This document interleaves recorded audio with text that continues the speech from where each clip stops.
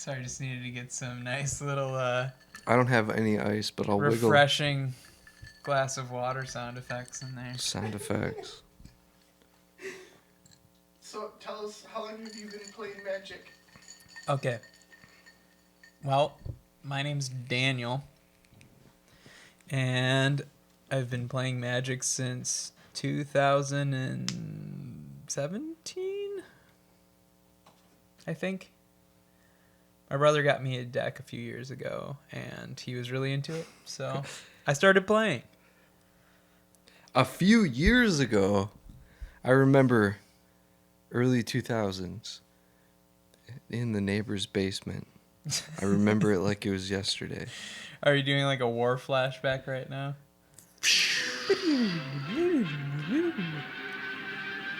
Yes, I'm doing a war flashback.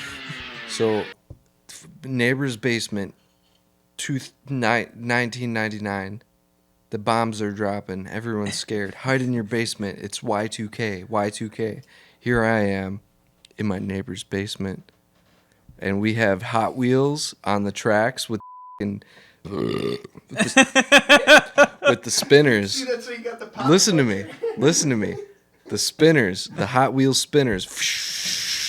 And you had the volcano track, and it would shoot the Hot Wheels cars up a ramp with these like fucking like spinners. And I don't know if they were battery operated. I don't think Yeah. we were. Yeah, they were, weren't they? You weren't plugging. Takes like 6D batteries. Yeah, you know? 6 fucking triple, double A, quadruple A batteries, DC, whatever the they're called. No, you plug them those into the would be wall. smaller. Like if there was a quadruple A battery, it would be like this. No, A battery. There is an A battery, isn't there? There's double A, and then there's triple A. Triple A. No, there's an are, like, A smaller. battery. I know There's it. an A battery. There is no B battery, Oh, okay. but there's an A battery. That's a strange coincidence. So bottom because line there's- is, no. The Battery starts first with a B. memory before But Magic battery. was Hot Wheels and these tracks. And my neighbor, I'm in his basement, and we got this one track hooked up from one basement window to the next basement window, and it's like a big U, basement window to basement. So you made like a half pipe for Hot It's a half pipe, but get this, because of Hot Wheels. No, listen. Because of Hot Wheels, in the middle of that half pipe, you had a loop-de-loop. Okay. So adding a little spice or pizzazz to the deal, you had a loop-de-loop in the middle of that track, and it went up. And I remember it not working that well. And I also remember before the spinners of the volcano track, all we had was the gravity from the U-shape. So I'm talking Hot Wheels pre-spinners. I'm talking Hot Wheels pre-spinners. And you had to build it up to the basement window from one end all the way to the other. And you hit that loop and it went through. And if that fucking little metal Chinese chunk of shit car, the fucking plastic fucking chunk of shit, made it all the way from one basement window to the next, that was like the best day of your life. I remember everything. And it was like, I was like 8 years old. This was like 20, 21 years ago. I was just a tiny little kid. I remember these Hot Wheels flipping through the air because of the basement height of the basement. And we built this track, and the end of the memory is the neighbor screaming at us.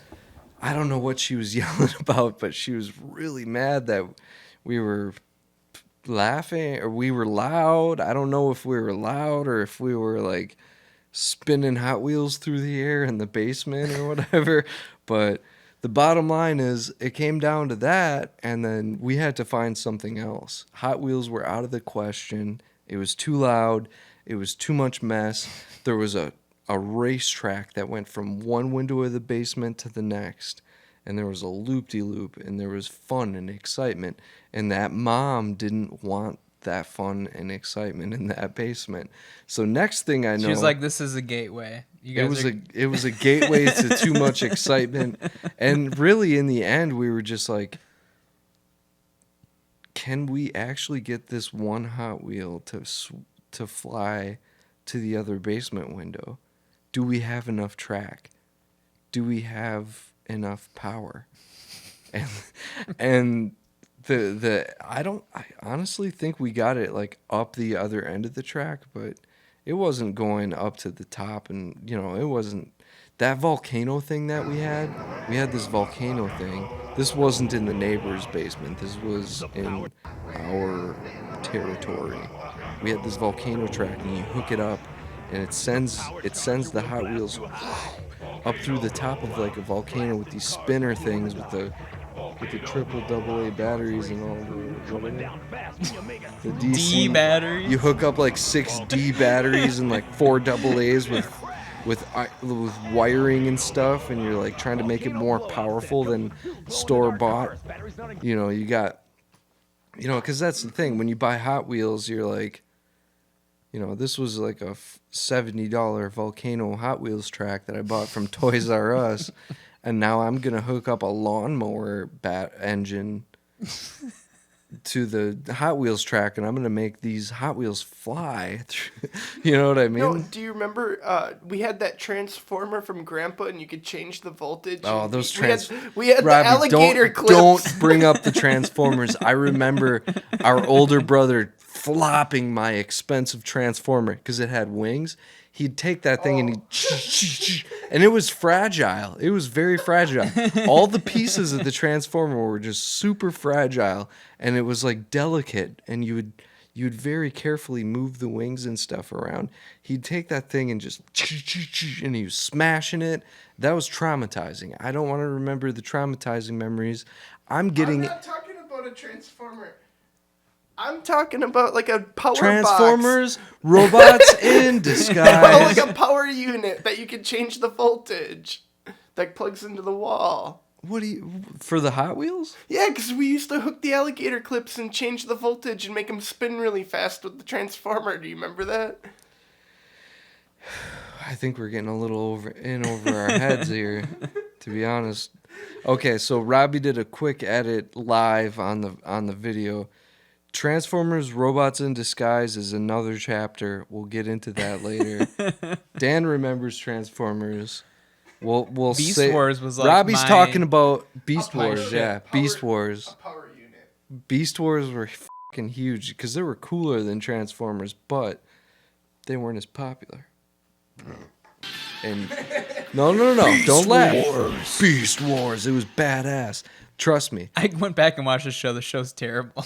The show is horrible. It's all like, when I was watching it as a kid, normally when you're a child and you're watching a TV show, you're like, wow, it's so imaginative and creative. Like, your mind is just like, wow, this is really cool. Your mind is processing it in this like weird dimension.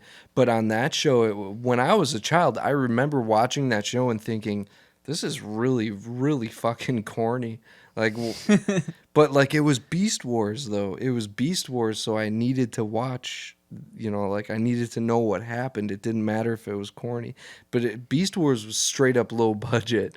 So bottom line, okay, we're going back to that neighbor's basement. Hold on, we gotta get back into that neighbor's basement. No, we're not going back to the neighbor's basement. All right, change the battery. I think your phone has been the only phone I've heard, Jerry.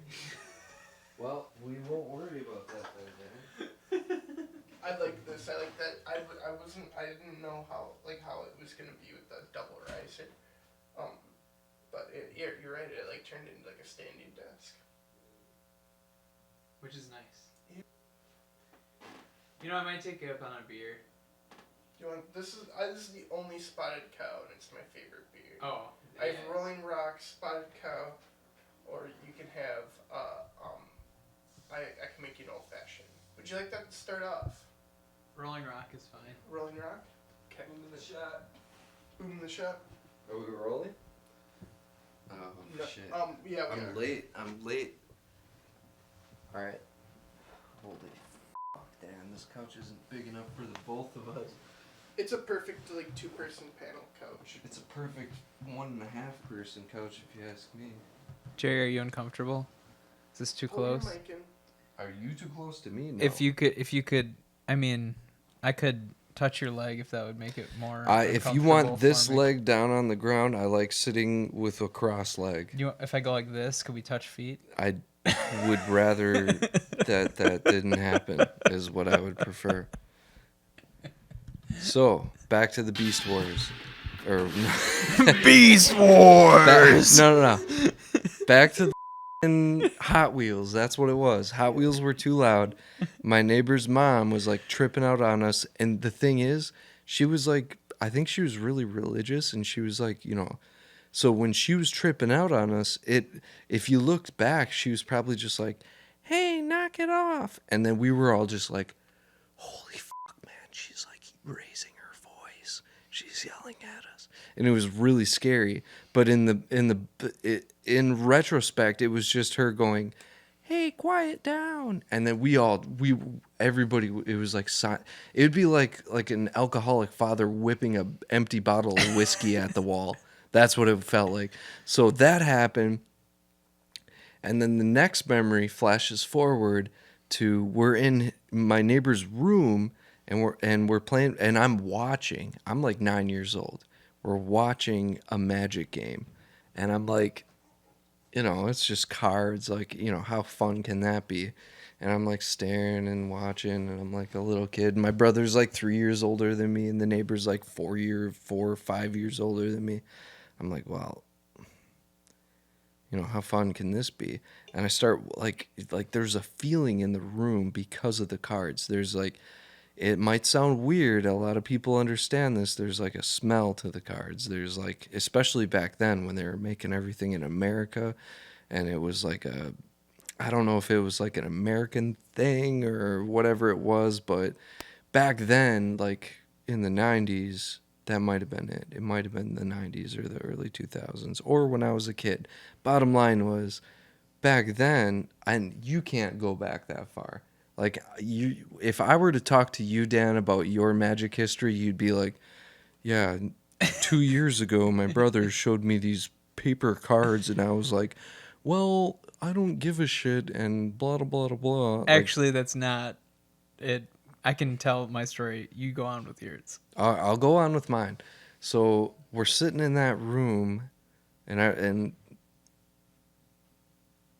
we're sitting there, and I'm looking around, and I noticed the neighbor, the guy that lives there, has a deck like that. There's like 150, 160 cards in his deck, and I'm like, well, what the f***? I'm looking around at everybody else's, and they got like, you know, normal sized, I'm gonna win type decks. And this guy never won a game that I saw. I swear. Like, his deck was just random bullshit. And I don't know if he knew what was going on, but I think he had a lot of really good cards. And I also think it was his entire collection with a shit ton of mana. But the bottom line was, he would have like the stack of cards like this, and he was expecting it to perform. And it was the most hilarious thing that you can imagine. Like, when the game ended, but he's like flipping cards. Oh, like he was so loud about it. He was like, oh, look what I was going to get. Oh, shit, man. Like 10, 15 cards. And everybody was laughing, like all the other guys. And when I walked into the room, they had the game going on, and I was meeting up with my older brother. My older brother showed me the game. Right now I'm 8 or 9, and my older brother's like 11, maybe 12. So, and we're in the neighbor was like 13, maybe 14. So he was older than us, but he was like a really reserved, you know, he was a nice guy. He wasn't like a derelict or anything like that. But,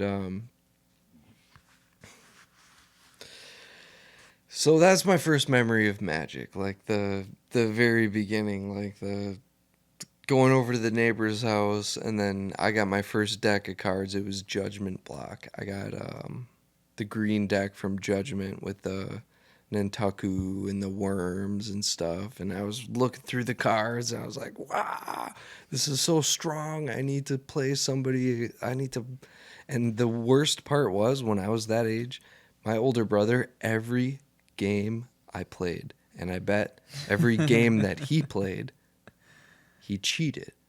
So, like, not only am I new to Magic, but I also have to beat a cheater. Yeah, that's rough. All right, you want to hear my very brief Magic story? Let's hear it, Dan. So, we're gonna take this back a little bit further than when I actually started. So my brother was actually the one who got me into. Slide that pop filter. Just pull it down just a little bit. Okay. Keep going. Like- Keep going. Right there. Okay. So, my brother actually was the one who started playing Magic before I did, and in high school, well, he was in high school, I was in college, and so I'd like come home for the holidays and stuff, and every time I'd come home, it was like, the sizzle from your Oh, I'm sorry. really loud. I will move the mic so I don't sizzle into the mic. Dan, continue. Your brother Sorry. was in college. Sorry. no, I was in college, he was in high school, so every time I'd come home during the holidays and stuff, I'd be like wanting to spend time with my brother. It's like, hey man, like let's hang out, let's have some beers and stuff, and then he would be like, well, I'm playing Magic with my friends. And I'm like, I had no idea. I knew nothing about it. And then I was just kind of like, well, I guess I'll just go do stuff by myself or with my other friends and stuff. And I didn't understand what the big deal was, I guess. I was like, what's the big deal? Because, like, way back when, like, we had Pokemon cards, but, like, back in the day, like, kids just collected them. Nobody actually played the game, right? I think I maybe played, like, 2-3 games of Pokemon cards in my lifetime. And then there was Yu-Gi-Oh! And then we played that, and we did that for, like, I don't know, maybe a year or two, and then it was out of our system. And then, like, we never touched it again. So from my adult perspective, I was just like, oh, this is like a phase, right? Like, he's playing cards with his friends, and, like, it's just going to be over at a certain point. Well, he kept playing like year after year after year, and I'm like, there's got to be something about this. And then when he like sat me down and talked me through it, and he's just like, it's just really cool. Like, there's so much depth to it. It's like chess or something like that. Yes. Like, do you play chess? Yeah. Yeah. So, and then the thing about it too is that chess has the set pieces that do the set things. They move the set spaces. You can have a different game every time you play chess. But then having him show me like, oh, like, the text states this, so it's like every single card has a different rule to it. So it's like you're playing chess with, like, you know, hundreds or thousands of pieces. It's very multi-level chess. Yeah. It's And then when he went through and like explained to me what all the different colors did, and then I was just like, when he actually ended up buying me my first deck as a Christmas gift, and he goes, well, what kind of color do you want to run? And I'm like oblivious. I have no idea what I'm doing. So So you picked blue. He said, just pick a color. So just pick blue is what he said. And I was like, I don't know, red. And then he was kind of like, do you think you'd like dragons? And I was like, yeah, that sounds pretty sweet. So then what he did is he bought me a deck that's all colors so that I could like get an idea of what all the different colors did. And then that actually, like, most smart. people, well, It's really smart. It's crazy because, like, don't most people start off with like mono decks just because it's simpler to learn? Easiest, yeah. But like, so you probably really You had a lot on your plate. You rode the curve pretty quickly then, like the magic curve. Well, he You was were, like what, 27? I was 9, Robbie. Oh, I I was a suppose. small child. Yeah, because I was a small child when I started What playing. was it, so 27, it's 26? 27, I think. Yeah. like, we weren't playing with multicolored decks when we first started. Yeah. But that's cool. I was mono Well, green. The other thing too is I didn't come in playing standard or modern. Yeah. My brother was really big into Commander, so that was the thing. So the deck he bought me was the Ur Dragon. So and then after getting to play it against his decks, especially at the time, he had like invested a lot of money into just a very like 2, maybe 3 decks, and so these decks were insane. So he actually had to like cut back. We were playing open hand so he could show me how the game worked, and then he would just be like, well, I can do this thing that's really, really mean, and I'm just not gonna do it.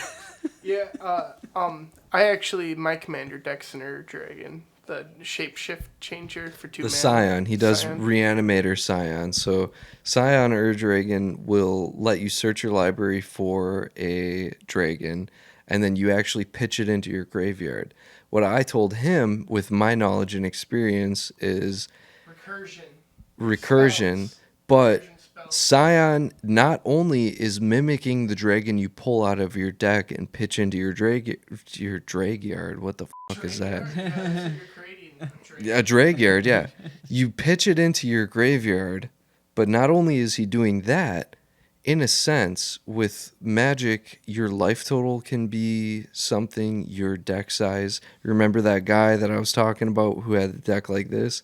If he was facing somebody that was milling him, he'd never lose, right? That's a life total aspect. But he would have Well, a better chance. right. But what I'm saying is, the way that Scion works, and I'm not sure if they were thinking of that when they made it, but the way that he works is like, the downside is you're pitching that dragon into the graveyard, you're not going to get that dragon. With Commander, it's actually a plus because you can easily grab it back out. And my idea was, with Scion, if you're throwing stuff into the graveyard, why don't you make it a reanimator and take Scion and start bringing him back to life out of the graveyard? With my mind the way that it is, I was like, you could make a really powerful commander, because my younger brother over here off camera, I'm sitting right here. he's sitting right there, he's got his own mic. He has always loved dragons, and you said you thought that they were cool, yada yada yada, but when I first showed him Magic, the first thing that he thought was cool, like, I made him a red deck, remember? It was mono red burn, and I threw some pretty strong dragons. Do you remember what they were in there? Well, I remember the goblin eating one. Do you remember the burn? We built a burn deck with the voracious dragon. The voracious dragon. Is that the one You you're had talking about? you had Killmouth. And the Killmoth? You had Dragon Tyrant. You had the strongest dragons that I had in my collection. Yeah. I made you this beast ass fucking like mono red dragon deck, and it was all red. And the one moment, do you remember what I was saying about me fighting for like 3 or 4 years to beat my older brother? You did that in like 2-3 weeks. You did. You beat me legit. It's because I had a good teacher. You had a good fair teacher, and you had a good fair deck against me. So I didn't have all the cards and all the knowledge and all the power. I tried to level it out. I gave you a strong deck when you started, and you started picking it up, and you were like, damn, this is really cool.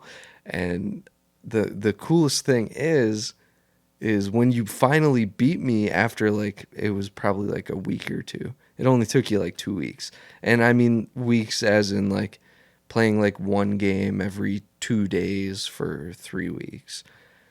We would play a few games. I remember it wasn't just one I game. remember We'd play, the like, one or wall. two. I I remember sitting in the hallway and playing and stuff. Do you remember?